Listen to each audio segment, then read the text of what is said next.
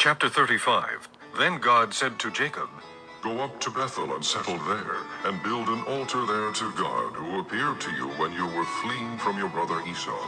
So Jacob said to his household and to all who were with him, Get rid of the foreign gods you have with you, and purify yourselves and change your clothes. Then come, let us go up to Bethel, where I will build an altar to God, who answered me in the day of my distress and who has been with me wherever I have gone. So they gave Jacob all the foreign gods they had and the rings in their ears, and Jacob buried them under the oak at Shechem. Then they set out, and the terror of God fell upon the towns all around them, so that no one pursued them. Jacob and all the people with him came to Luz, that is Bethel, in the land of Canaan. There he built an altar, and he called the place El Bethel, because it was there that God revealed himself to him when he was fleeing from his brother.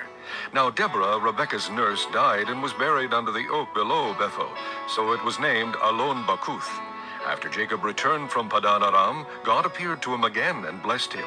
God said to him, Your name is Jacob, but you will no longer be called Jacob. Your name will be Israel. So he named him Israel. And God said to him, I am God Almighty. Be fruitful and increase in number. A nation and a community of nations will come from you, and kings will come from your body. The land I gave to Abraham and Isaac I also give to you, and I will give this land to your descendants after you. Then God went up from him at the place where he had talked with him. Jacob set up a stone pillar at the place where God had talked with him, and he poured out a drink offering on it. He also poured oil on it. Jacob called the place where God had talked with him Bethel. Then they moved on from Bethel. While they were still some distance from Ephrath, Rachel began to give birth and had great difficulty.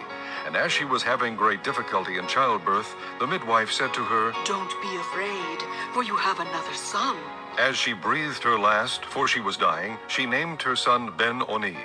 But his father named him Benjamin. So Rachel died and was buried on the way to Ephrath, that is Bethlehem. Over her tomb Jacob set up a pillar, and to this day that pillar marks Rachel's tomb. Israel moved on again and pitched his tent beyond Migdal Eder.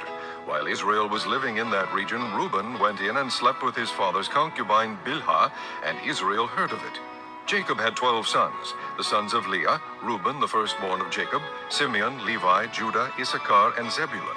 The sons of Rachel, Joseph and Benjamin. The sons of Rachel's maidservant Bilhah, Dan and Naphtali. The sons of Leah's maidservant Zilpah, Gad and Asher. These were the sons of Jacob who were born to him in Padan Aram. Jacob came home to his father Isaac in Mamre near Kiriath Arba, that is Hebron, where Abraham and Isaac had stayed. Isaac lived 180 years. Then he breathed his last and died and was gathered to his people, old and full of years. And his sons Esau and Jacob buried him.